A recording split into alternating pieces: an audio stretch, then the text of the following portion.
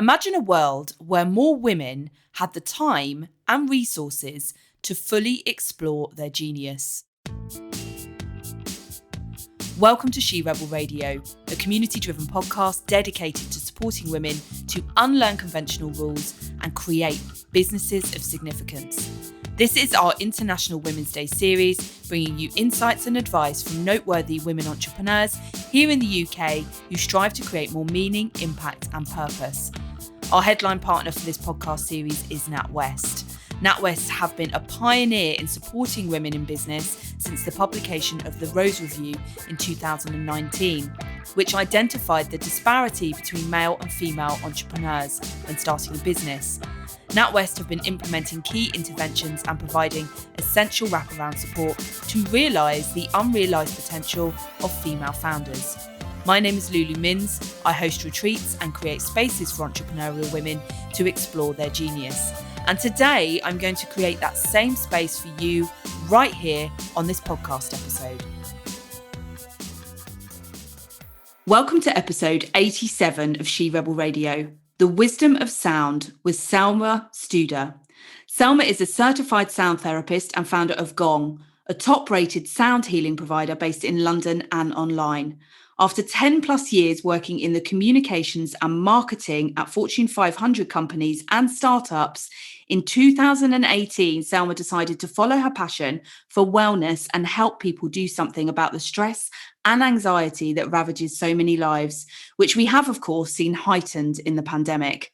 Selma is registered as a sound therapist with the Complementary Medical Association, and she holds a mindfulness in business certificate from the University of Oxford's Business School. She has witnessed and led incredible growth at Gong during this past 4 years, and we met at Joe Darling's Menopause Chinese New Year event. So hello to Joe. And Selma, it's amazing to have you here today. How are you doing? Hello, Lulu. Doing really well, thank you. Thanks for having me on. How are you?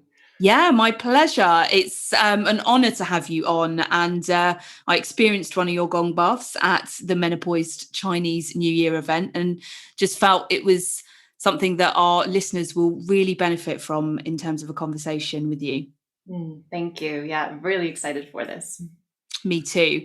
Now, I think most of our listeners will know, but for those who don't, including my mum actually asked me the other day, what is a Gong Bath and how is it recognised by the Complementary Medical Association? Sure. So a gong bath, also sometimes known as a gong bath, except in gong baths we use gongs. Sound baths would be with other instruments, but it's a relaxing experience. When you come to one in person, you lie down in front of a gong or the instruments that are being played. And the reason it's called a bath is that you are sort of bathing in sound waves. The sound from these instruments, such as gongs, are really powerful. And so not only do you hear them and they have a direct effect on the mind, sort of inducing a meditative state, but you also feel them. You actually feel sound. So it's good for relaxation, but it also kind of just releases blocked energy in the body as the sound kind of makes its way through all your nerve endings and through the body itself. So it's recognized by the CMA as a complementary therapy. Basically a relaxation therapy, also for meditation. In some ways, it can even be kind of a gateway to meditation for people who struggle to do that on their own and with silence, for example, because of the unique effect that sound has. It's kind of a fast track, if you will, to a meditative state. So just really good for your overall well-being. Yeah, you can kind of feel, well, you can, it's the vibrational effect in terms of your body, can't you? And so many people, and I know when I first started meditating kind of, 6 or 7 years ago, I can, and you hear it, don't you? People go, I can't switch the mind off, and the sound really helps in terms of that embodiment of that change as well. Exactly. What's actually happening is a process called brainwave entrainment. So the mind likes to follow different frequencies, and because the sound coming from the gongs is quite structured, it's really effective for the brain to sort of lockstep, synchronize with that sound. And that helps you to transcend your different brainwave states where you rest in sort of what's called the alpha or the theta brainwave states, kind of this really relaxed place where you're alert, you're present, but you're also not really engaged with the thinking mind as much. You're really in this kind of direct experience of what's happening in that moment. Yeah, I love that explanation, because I think sometimes as well from, and you and I come from more corporate backgrounds. I was a lawyer before, doing what I do now. And, and I think I had that skeptical mind with a lot of the more woo-woo stuff. But and needing to understand the science behind things, the brain does work in waves, and music has waves, and we can connect with that. Absolutely, yeah. And there's more and more research around this, both around how sound affects us and around how music specifically affects us. Music can also activate sort of pleasure centers in the brain if it's something, if it's enjoyable music. And that just has like this whole physiological chain reaction in the body, really helping to regulate your nervous system as you come into the rest and digest, and regulate your breath rate, your respiration, your heart rate, kind of everything comes into harmony. Speaking of sort of sound and the essence of sound, it really is harmonizing in this beautiful way. Yeah, and harmonies, that coherence instead of Exactly. Yeah. incoherence. Now, you first discovered a sound bath on a yoga retreat in Thailand. Retreats have certainly been transformational for me and the clients that I create them for as well. So what led you to Thailand, and why was your first sound bath or gong bath so transformational for you? Sure. So I went on this yoga retreat. It was right before I was about to start business school, and I just wanted to do some soul searching. It's kind of a pivotal time in my life. I had just left my corporate job. I was about to go down a whole new path. And I thought, what better way to do that than a yoga retreat? And I was really into yoga at the time, although at that point, yoga for me was definitely spiritual practice, but also fitness. I used to be a triathlete and really into sports, and I liked the athletic side of yoga as well. And so I went to this retreat, wanting to do more of that. And then there was something on the schedule called the Gong Bath. And my immediate reaction was, whoa, that's weird. That's not for me. What's that? I really kind of had this reaction. And someone I met there said, oh, no, it's actually pretty cool. You should give it a try. And, I was open-minded enough to say, okay, well, I'm here. Let's try it. And it was just absolutely amazing. I mean, of course, anything you're going to have on, this beautiful island in Thailand is going to be transformative, or it's going to be a nice experience. But it really blew me away. I felt at the end, it was about an hour session, I felt at the end that I had slept for 1,000 years. And I just felt so sharp and so kind of clear, both mentally and physically. And I really hadn't experienced that. Of course, after, a good yoga session, you might get there, but this was something different. And also the slowing down to get to that point was something different for me as well.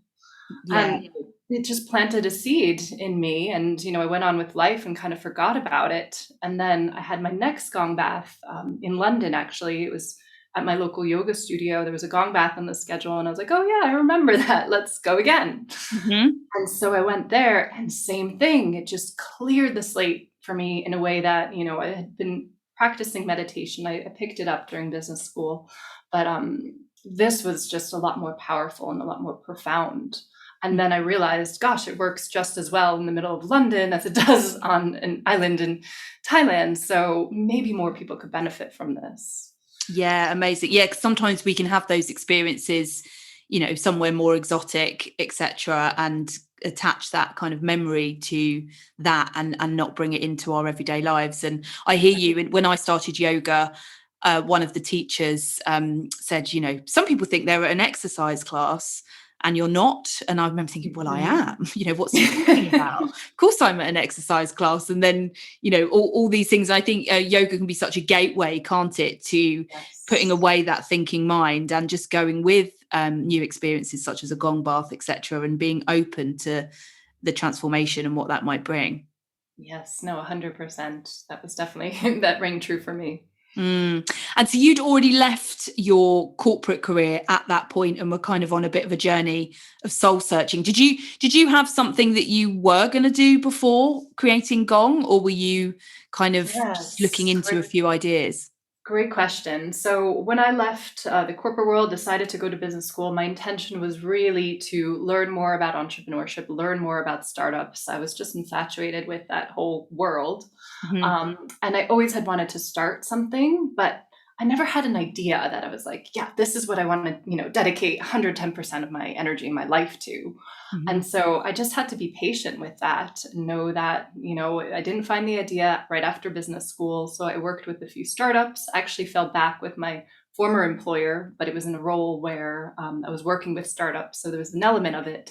But it took, I think it was 2 or 3 years after business school until I stumbled across the idea for Gong. Mm. And it really was one of those cliche moments when the light bulb goes off. You're like, there's a gap in the market. This is something I care about. This is something I'm passionate about. This is actually something I think I can bring all the skills I've cultivated in my career so far to help bring this into fruition. So it was just one of those serendipitous moments. And the moment I had the idea for Gong was actually after that first one I had in London. I started to seek out more of these experiences because I found them so helpful. And there really wasn't much at the time, or Mm. there were some sound baths, but they were lacking the gong. And there was something about the power of the gong that spoke to me. Mhm. And so eventually I took a friend to one of these gong baths that was happening, I don't know, once a quarter or something in London at the time. And I was expressing my frustration that, you can't find this or it's not the same. And he said, why don't you just do this? Why Mm. don't you get a gong? You're so passionate about it. And that was the light bulb moment where I was like, yes, that's it. If I can just position this and package it in a way that makes it more accessible, create a whole ecosystem where more people can have these experiences, think of how many people can benefit, especially in cities where people are stressed, as you mentioned at the start. So Mm. that's kind of, yeah, the rest was history. Yeah, amazing. Stressed, and I feel wanting to find that, bigger purpose for themselves, etc. And I love how you said I had to be patient with it, and that's definitely been my experience as well. What advice would you have for, anyone listening, any of the women listening that maybe are trying to force the business idea? Mhm. Um, Yeah, yes. I know that feeling all so well when you feel like you're just at the cusp of something. And what I would say is definitely patience, but and also try things. Think about what you enjoy. Think about where there might be pain points around those things. Think about where there might be a gap or no one else is doing something in a way that you really can, and just be open to trying things. And there are ways to de-risk. I guess I was a bit drastic. I kind of, I did a lot of research and I tested the concept before I then left my job, but maybe I could have held on to the job a little longer. If there are mm. ways that you can first do a side hustle before turning it into your full-time business, I think that's helpful just so you can get some kind of validation that what you're doing, there is actually a market for it. But yeah, patience and curiosity and just being open and keep trying things. Yeah, I love that. I was quite similar in terms of just, kind of throwing the baby in the bathwater out with my Yeah. job and having no idea of what I was stepping into really. But I do love, and I knew you and I would connect. I didn't know our stories were quite similar in that respect. But I think, with some of the research around female founders actually, and the Rose Review and NatWest who are sponsoring this podcast, that also women are quite risk averse. Mhm. So the fact of not being as well, although we recognise that there are difficulties that come with that, aren't there? With Yes. funding yourself and making sure that your bills are paid at the end of the day when you Mhm. literally jump out like that. Yeah. Yeah. It's important to have a plan at the same time. I did the calculations. I said, okay, I have these savings. So worst case scenario, how long do I have before I would need to go find something if this doesn't work? So it's still important to do a bit of that planning just for your own, sake of mental Yeah. security. Yeah. And it's that difficult balance, isn't it? Of being open Yes. and patient and then, having Mhm. some plan and strategy around it. Do you feel that you've translated some of your corporate background in communication and marketing to communicating in a different way, i.e. sound? Because, I grew up with lots of musicians playing and, the older I get, the more I appreciate that communication and their way of being in the world. Yeah, I love looking at it like that. I had never really looked at sound from that angle of communications, but I absolutely, I think so. I often thought I'm very much drawing on that corporate background in terms of communicating about the experience, because there's a lot of education that we need to do in the market, because as you mentioned, not a lot of people know what this is yet. So I was more looking at it from that angle, but I love the idea that the sound itself, the experience itself, is a communication. And I definitely draw on that when I introduce my sessions, or my team introduces their sessions. We all kind of, explain a bit about it. It's like running a workshop, right? You have to explain to people what they're going to expect, what it is, what the potential benefits are. You bring them back at the end. So it is a communications exercise in many ways. Yeah, definitely. It's almost like a soul communication, and we all have the kind of music in a different way that really connects with us at a level that we don't always understand why that is. 100%. And the key is listening, right? Is just deep listening. I think a lot of times that's overlooked in terms of a skill in communication, but it's the same with sound. When I'm playing the gong, listening to what comes out is just as important as, playing another stroke, hitting the gong. That's that deep listening. And same if you're experiencing it. And I think in communications, conversations, listening to the other person, listening to what your surroundings is so important. Yeah, and Soul. yeah, definitely. And we kind of value speaking in people.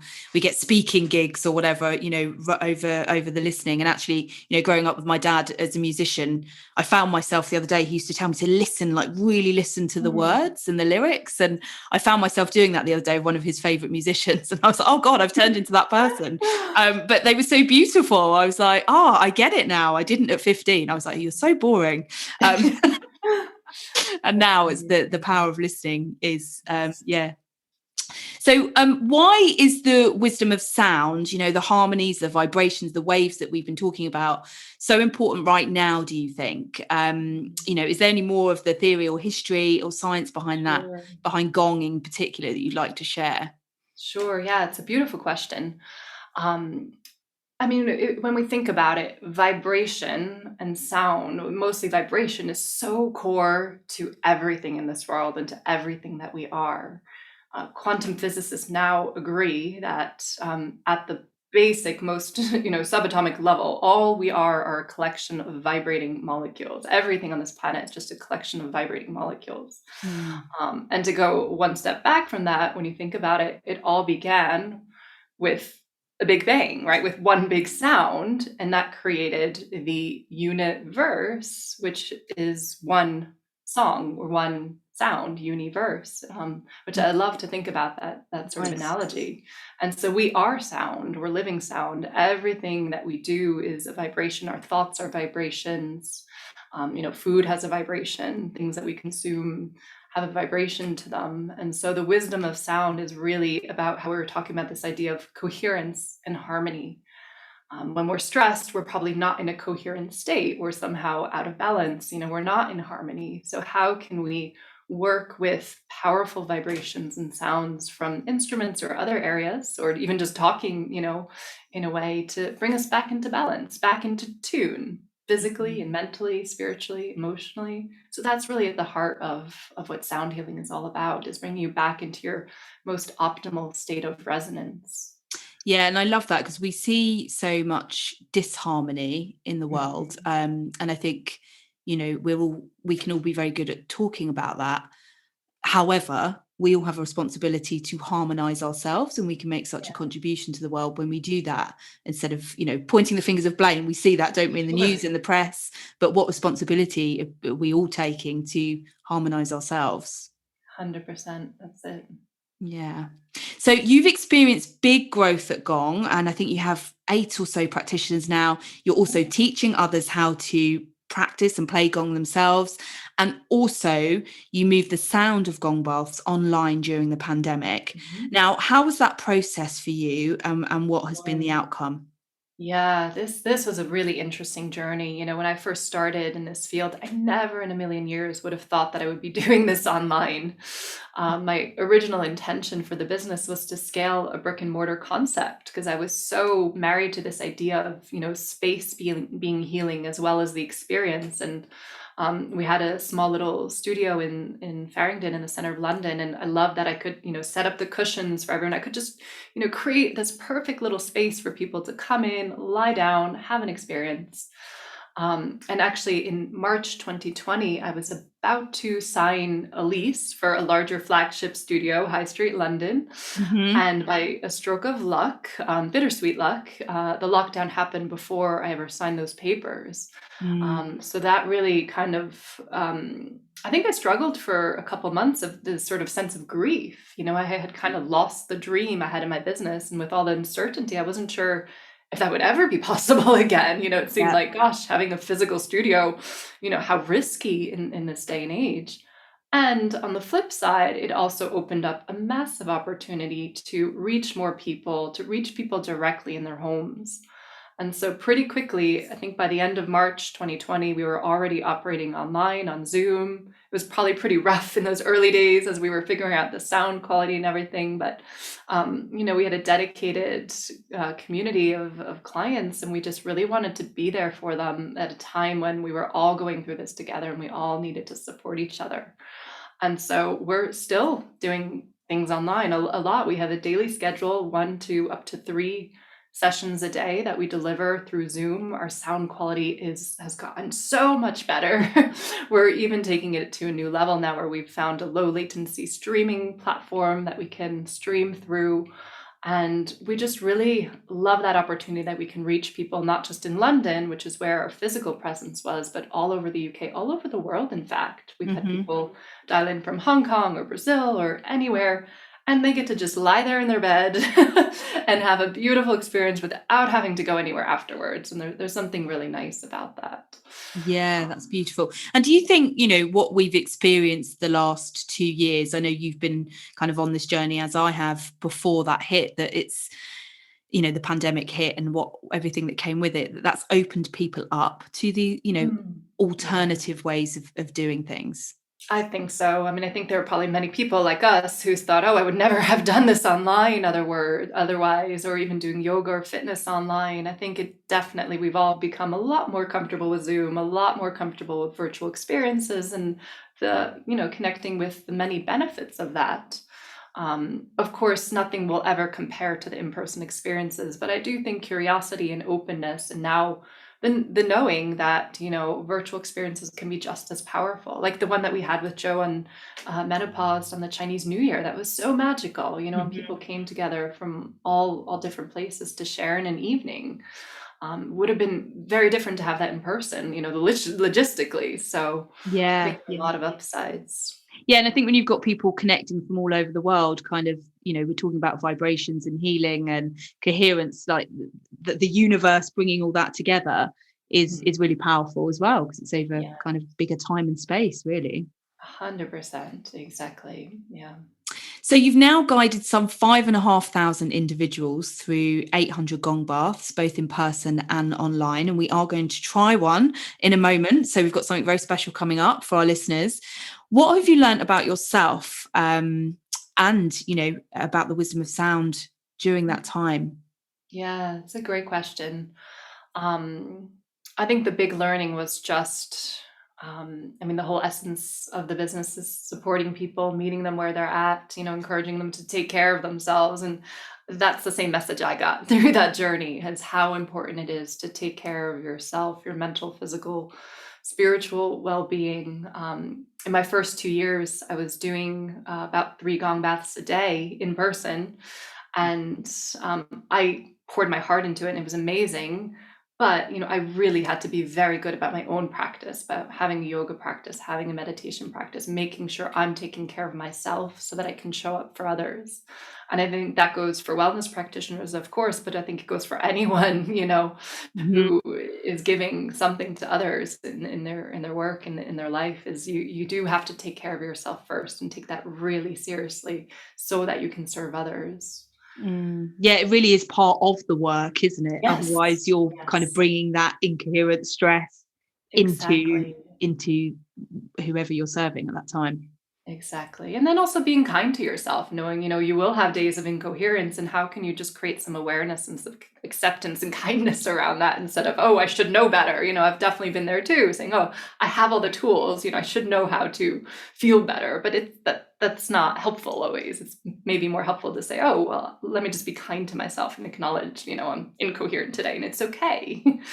Yeah, I've been there too. And I think I've really learned, and I think the pandemic supported that as well, in terms of just sitting with that a little bit more, and that being okay. Yes, exactly. Yeah. And bringing some curiosity to it as to what's going on. Now, Oprah says your intention determines the outcome. How important is intention with both, hosting a gong bath, with attending a gong bath, and with our business growth, those intentions as well. So I know that's a bit of there's a few strands to that.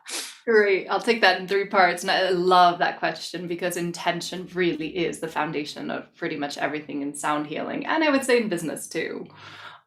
So in terms of when I'm giving a gong bath, when I'm creating an experience, intention is foundational. Every session I do, I set an intention for others. I'm very much in a mode of giving to others, creating a safe space, creating a healing space for others to have their own process and their own experience. So we say in sound healing, frequency plus intent equals healing. So you could have all the sounds, but without the intention behind those sounds, nothing will happen. It won't feel the same. But when you combine a really pure and a really positive intention with the sound, then you can create the conditions for which healing occur. And one way I think of it is it's a transfer of energy, right? Like when I strike the gong, the energy I'm putting into it then bounces back and washes over everyone. So that better be, a very positive intention I'm putting into each stroke. Yeah, beautiful. Yeah. And then in terms of when people come to a gong bath and have an experience, we often invite intentions at the start. We invite them to check in with themselves and then invite people to set their own intentions, because it's very much a space where you can start to get in touch with your intuition. And in that space is sort of where intentions can be, if you will, deep coded into your psyche, so that, they're more likely to kind of come alive and be real for you. Our minds don't always differentiate between what's real and what's fantasy. And so if we start to have these intentions and envision what we would like in our lives, the more we stay true to that and work on it, the more, we can then live in line with those intentions. So there's definitely a period in every gong bath where we invite people to set their own intentions. And we usually explain that not everyone knows even what that means, especially when we're working with our corporate audiences. So we'll qualify it a little bit and say, well, think about your reason for being here. What might you like to get from this experience, or what part of your life would you like to focus on and draw some positive energy to, so that people have a little bit of a taste of what an intention could be.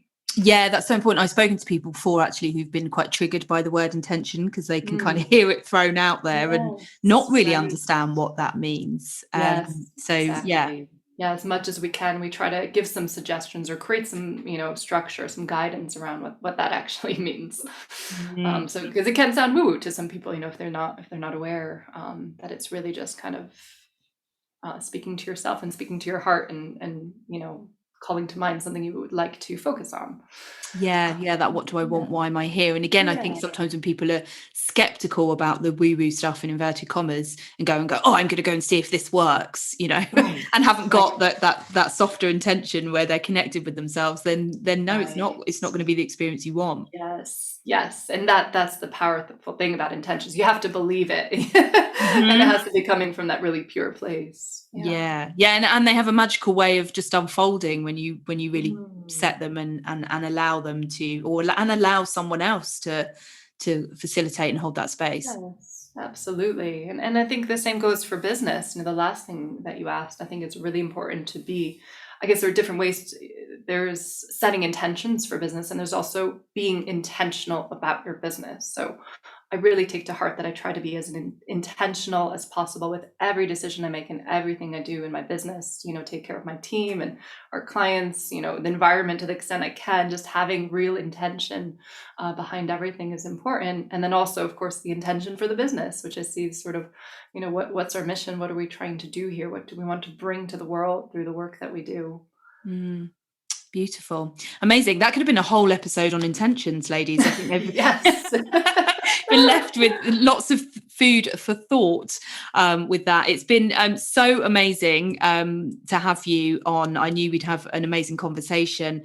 And yeah, if you're ready, we'd love to have an experience of your gong bath. And where can the listeners find you? We will put all the links in the show notes, but anything that you want to share about that as well. Sure, and thank you so much for having me on. It was really a pleasure. If people are curious to learn more, our website is aboutgong.com. We're on Instagram at Gong Stories. We're on Twitter at About Gong, Facebook, Gong UK. But really just the website is probably the best place to start, and you can find everything from there. Amazing. Thank you, Selma. So listeners, Selma is going to guide us through 5 minutes or so of a gong bath. So hopefully you are somewhere where you can sit back, relax, close your eyes. If you're not, then do come back to this episode. And Selma, any tips for those intentions that we talked about? Sure, thank you. So I really just invite all of you to go within yourself and ask yourself what would serve you best in this moment. What area of your life might you like to focus on for just 5 minutes? Draw some positive energy, draw some healing vibrations to hold that in your heart, hold that in your awareness, and enjoy.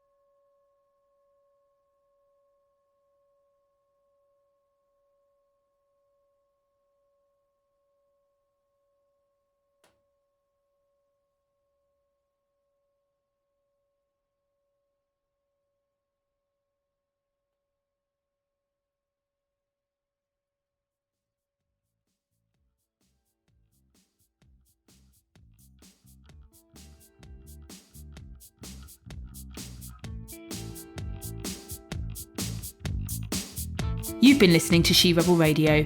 It's been an honour to support you taking the time to discover more of your genius. And we thank our partners NatWest for supporting this series. Since the publication of the Rose Review, NatWest have been working to deliver real support for women to create their business of significance. From launching the Investing in Women Code to backing $1 billion of female entrepreneurship funding, NatWest are also educating young women through Dream Bigger, inspiring the future generations of female entrepreneurs. From their Business Builder online course to their flagship Accelerator program, NatWest can support you to upskill at your own pace in a way that allows you to stay in control as you start, scale, and succeed. Visit www.natwestbusinesshub.com for more. If you'd like to attend a retreat with me, visit lulumins.com and don't forget to join us in furthering the conversation on social media. Just search for NatWest Business or Lulu Mins in Google and on all social media platforms.